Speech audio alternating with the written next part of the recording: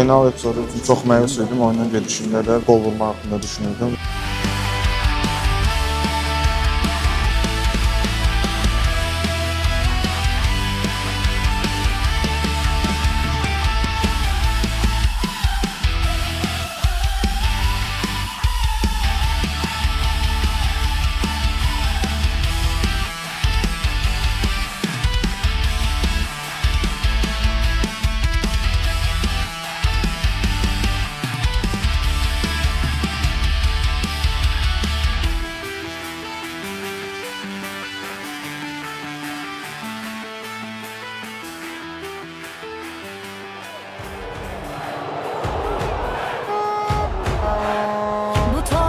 Gücümüzdür bu yol tarihimiz.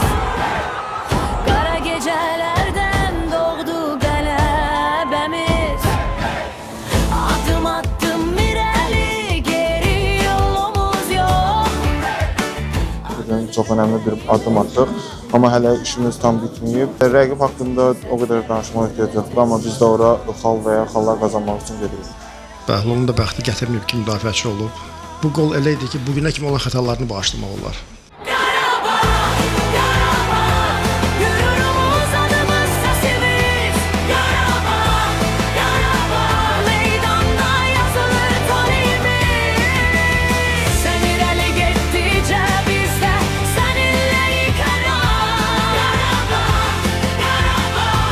Bu sevda heç vaxt dayanmaz. Qarabağ, Qarabağ, qürurumuz, adımız, səsimiz. Qarabağ, Qarabağ, meydanda yazılır tarihimiz. Sən irəli getdikcə biz də səninləyik hər an. Qarabağ, Qarabağ, bu sevda heç vaxt dayanmaz.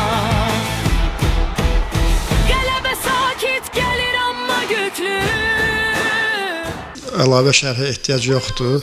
Çox geniş və çox ətraflı, çox düzgün cavabı elə cənab prezident bildirib.